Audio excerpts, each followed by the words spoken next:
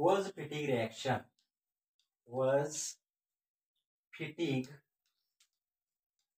reaction म्हणजे नेमकं काय असणार आहे आपण बघणार आहोत. when aryl halide and alkyl halide react with sodium metal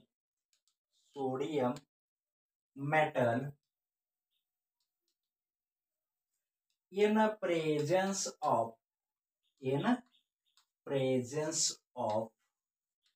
dry ether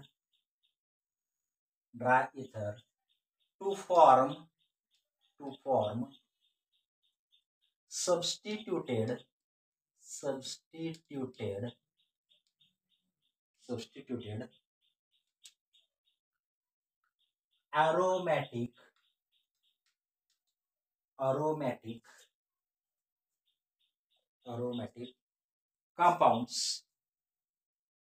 aromatic compounds.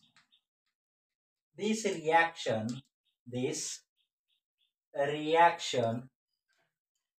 is known as Wurtz fatigue reaction.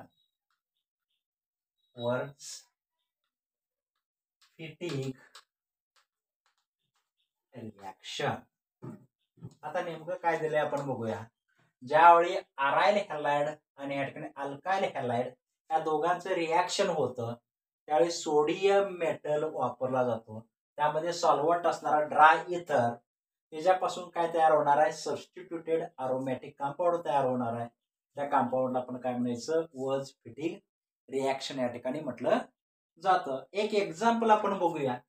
For example आता अरायल हॅलाइड म्हटलंय. अरायल हॅलाइड म्हटल्यानंतर आपण काय वापरूया, ब्रोमोबेन्झीन वापरूया.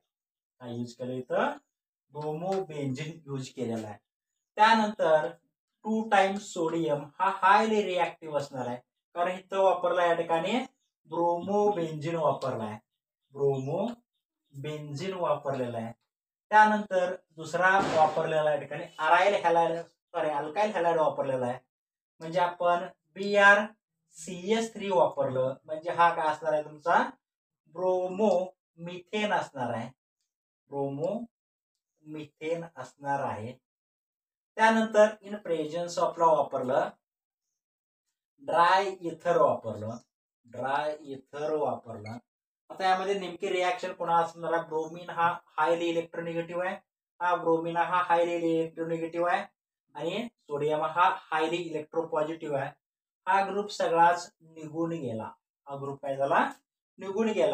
राहिलेला हा ग्रुप या ठिकाणी इथं काय होणार आहे, कनेक्ट होणार आहे. म्हणजेच त्याचं प्रिपरेशन कुठल्या पद्धतीने होतं बघूया. हा बेन्झीनचं स्ट्रक्चर आहे, त्याला CH3 कनेक्ट झाला. याचं नाव असणार आहे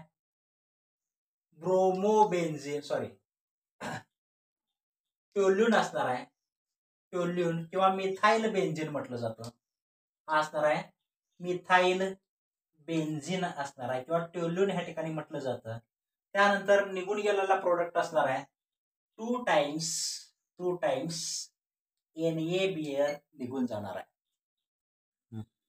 फटिग रिॲक्शन म्हणजे काय, फटिग रिॲक्शन म्हणजे नेमकं काय असतं हे आपण या ठिकाणी बघूया. फटिग हा एक सायंटिस्ट होता, त्याने एक रिॲक्शन मांडली, त्याचं नाव असणार आहे फटिग रिॲक्शन या ठिकाणी म्हटलं जातं. तिथं आपल्याला वापरायचं आहे हॅलोबेन्झीन वापरायचं. काय वापरायचं आहे, वेन हॅलोबेन्झीन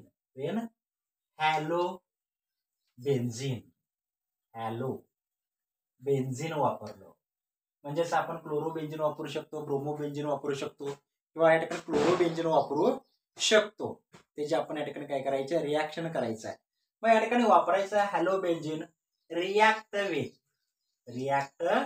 विथ कोणाबरोबर, सोडियम मेटल बरोबर करायचं. कोणाबरोबर करायचं या ठिकाणी, सोडियम मेटल बरोबर त्याची रिॲक्शन करायचं आहे. इन प्रेझन्स ऑफ वापरायचा आहे, in presence of presence of dry इथर, इन प्रेझन्स ऑफ ड्राय इथर वापरलं टू फॉर्म किंवा टू गिव्ह, टू फॉर्म किंवा टू गिव्ह काय या ठिकाणी प्रिपरेशन होणार हे बघूया. या ठिकाणी शक्यतो बाय फिनाईल तयार होतं. काय प्रिपरेशन होतं? बाय फिनाईल ह्या ठिकाणी तयार होतं. बाय फिनाईल या ठिकाणी कुठल्या पद्धतीने तयार होतं हे आपण बघूयाच. त्या रिॲक्शनला आपण काय म्हणतो? दिस रिॲक्शन, म्हणजे त्या रिॲक्शनला आपण काय म्हणू शकतो बघा. दिस रिॲक्शन इज नोन ॲज काय म्हणतात? फिटिग रिॲक्शन म्हणतात. फिटिग रिॲक्शन म्हणतात. आता या ठिकाणी त्याचं एक्झाम्पल बघूया आपण. फिटिग रिॲक्शनचं काय असणार आहे एक्झाम्पल? आता इतर म्हणजे हॅलोबेन्झिन, क्लोरोबेन्झिन वापरा, ब्रोमोबेन्झिन वापरा, आयोडोबेन्झिन वापरा, चालतंय. आपण हायेस्ट प्रायोरिटीचं वापरू या ठिकाणी ब्रोमोबेन्झिन वापरूया. ब्रोमोबेन्झिन हा ब्रोमोबेन्झिन आहे. इथे एक बिआर घेतोय, 2 टाइम्स आपण काय घेऊया? सोडियम मेटल घेऊया. त्यानंतर दुसरा या ठिकाणी इथे एक या ठिकाणी बेन्झिन वापरूया आपण, ब्रोमोबेन्झिन वापरूया. हा काय असणार आहे? ब्रोमोबेन्झिन या ठिकाणी वापरलाय तिथं. आणि हा काय वापरलाय? ब्रोमोबेन्झिन वापरलाय. ब्रोमोबेन्झिन यूज केलेलं आहे, हे लक्षात ठेवा. इन प्रेझन्स ऑफला काय वापरलं? ड्राय इथर वापरला. प्रेझन्स ऑफला काय वापरलं? ड्राय इथर. त्या ठिकाणी हायली इलेक्ट्रोनिगेटिव्ह, हायली इलेक्ट्रोपॉझिटिव्ह, हायली इलेक्ट्रोनिगेटिव्ह हा ग्रुप निघून गेला. हा ग्रुप निघून गेल्यानंतर इथं कोण कनेक्ट होणार आहे? बेन्झिन ग्रुप या ठिकाणी कनेक्ट होणार आहे. कारण या ठिकाणी हा निगेटिव्ह झाला, हा निगेटिव्ह झाला तर हा पॉझिटिव्ह येणार. आपण काय येणार या ठिकाणी? पॉझिटिव्ह. तर आपण या ठिकाणी कनेक्ट करूया. हा बेन्झिन असा आहे तसा येणार.